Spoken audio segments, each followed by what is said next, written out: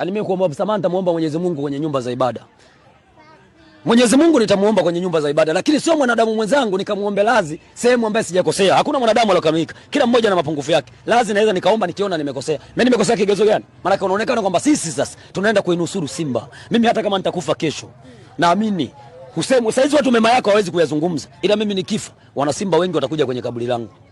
Kama alivyokuwa Zakaria Hanspop. Saizi anazungumzwa wakati hayupo. Lakini wakati yupo watu walikuwa hawampi mandate. Lakini sasa hivi hayupo, watu tumeenda kwenye kaburi lake kule. Umeona? Watu subiri. Zakaria Hanspop watu wakwenda kwenye kaburi lake. Tumeenda kufanya hamasa, kuzindulia hamasa kule kwenye kaburi la Zakaria, lakini wakati yuko hai alikuwa anapewa hizo sifa alizokuwa anapewa kule wakati hayupo. Maana kinasubiriwa nikishakufa sifa zangu na mimi zitakuja kama Zakaria Hanspop.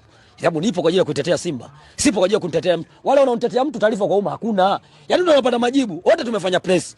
Lakini sisi ndio tunaonekana tumekosea kufanya press. Ila wale hawajafanya press. Wale sijui walifanya vikao.